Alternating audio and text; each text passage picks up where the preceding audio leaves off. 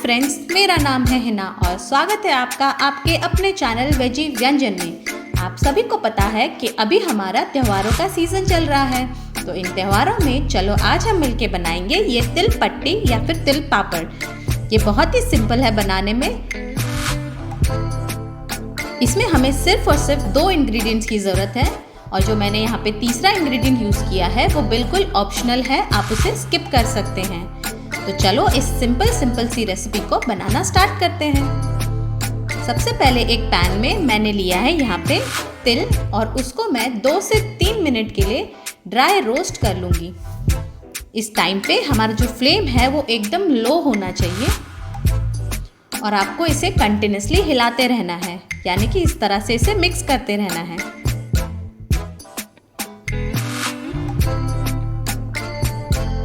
एक चीज का ध्यान रखना है वो ये कि आपके जो तिल हैं उसका कलर बिल्कुल भी चेंज नहीं होना चाहिए।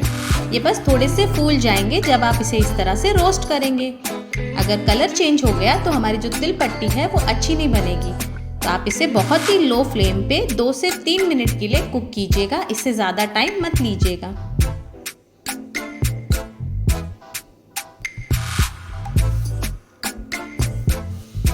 ये सबसे सिंपल रेसिपी है, आप इसे एक बार ज़रूर ट्राई कीजिएगा।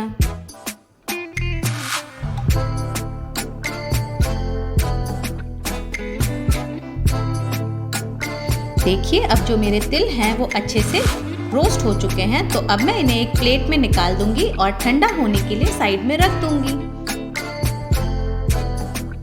तिल का ठंडा होना ज़रूरी है, नहीं तो फिर जो हमारी तिल पट्टी है वो अच्छे से नहीं बनेगी। तो पहले आप इसे अच्छे से ठंडा होने दीजिएगा।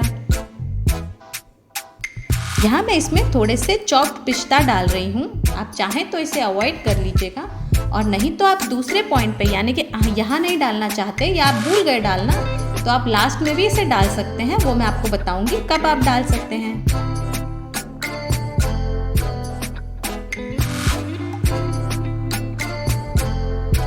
देखिए मैंने आपको कहा है ना, तिल का कलर चेंज नहीं होना चाहिए। अब हमारे तिल अच्छे से ठंडे हो गए हैं, तो अब हम चाशनी की तरफ चलते हैं।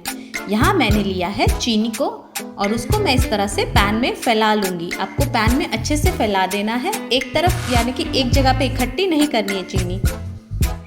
अब फिर फ्लेम को हम मीडियम से हाई पे रखेंगे और इस चीनी को पकाना शुरू करेंगे। जब थोड़ा थोड़ा सा आपको लगे कि चीनी मेल्ट होनी शुरू हो रही है, तो फिर आप इसे कंटिन्यूसली स्टर करते रहिएगा। आप चाहें तो इसे नॉर्मल हमारे जो कुकिंग पैन्स होते हैं उसमें भी बना सकते हैं।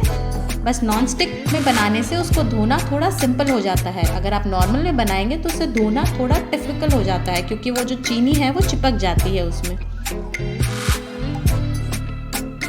इसी तरह से कंटिन्यूसली हमें चीनी को हिलाते रहना है, नहीं तो फिर जो हमारी चीनी है वो एक जगह से गल जाएगी और दूसरी जगह से नहीं गलेगी।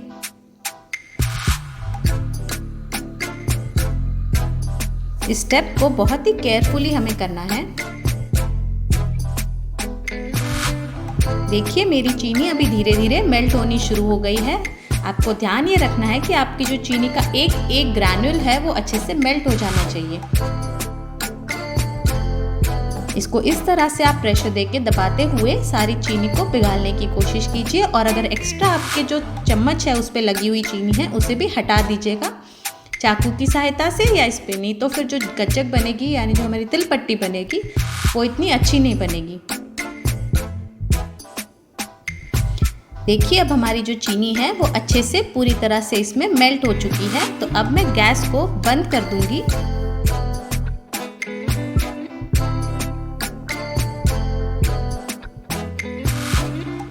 गैस का फ्लेम बंद करने के बाद हम इसमें तिल को डाल देंगे। देखिए छोटे छोटे से पार्टिकल्स भी नहीं रहने चाहिए। मेरे सारे पार्टिकल्स अब खत्म हो गए हैं, तो मैंने गैस बंद करके इसमें तिल डाल दिए हैं और फिर फटाफट से हमें इसे मिक्स कर लेना है।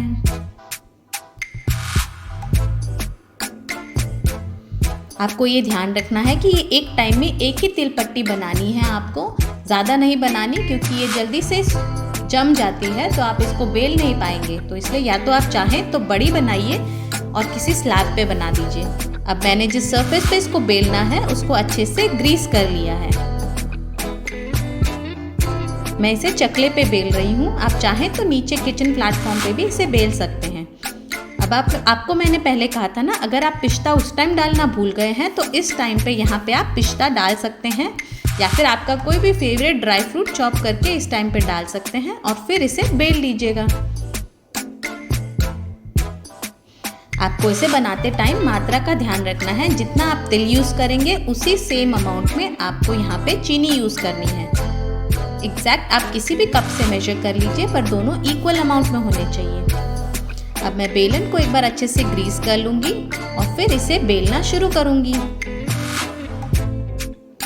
अगर ये थोड़ा थोड़ा आपके बेलन पे चिपक रहा है तो इसे आप चाकू की सहायता से हटा दीजिएगा और इसे बहुत ही ध्यान से कीजिएगा बेलने का काम, क्योंकि ये बहुत गर्म होता है, आपके हाथ पे चिपकना नहीं चाहिए।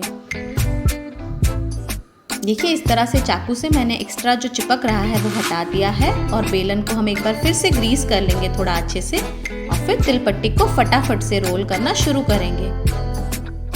ज़्यादा टाइम वेस्ट मत कीजिएगा, अगर ये ठंडी हो गई तो ये रोल नहीं होगी।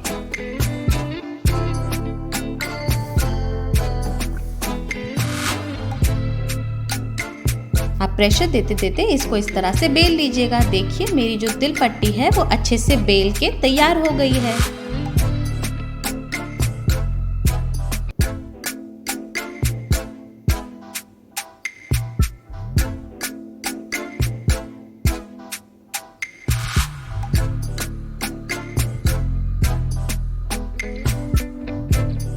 आपको ध्यान रखना है कि जिस सरफेस पे आप इसे बना रहे हैं उसे आप अच्छे से घी के साथ ग्रीस कर लीजिए, नहीं तो फिर अगर एक बार चिपक गई तो निकलने में काफ़ी दिक्कत होती है।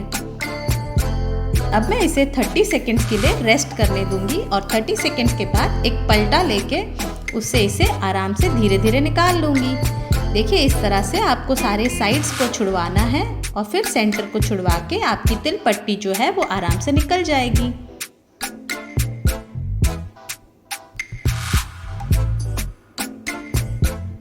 है ना एकदम इंस्टेंट तैयार होने वाली हमारी ये रेसिपी। आप इसे एक बार ज़रूर ट्राई कीजिएगा और इसको स्टोर करते टाइम ध्यान रखिएगा कि इसे एक बटर पेपर पे रखिए, क्योंकि नहीं तो जब तक ये ठंडा नहीं हो जाता इसको एटलीस्ट तब तक बटर पेपर पे रखिए, नहीं तो ये चिपक जाएगा ज़मीन पे या किसी भी सरफेस पे।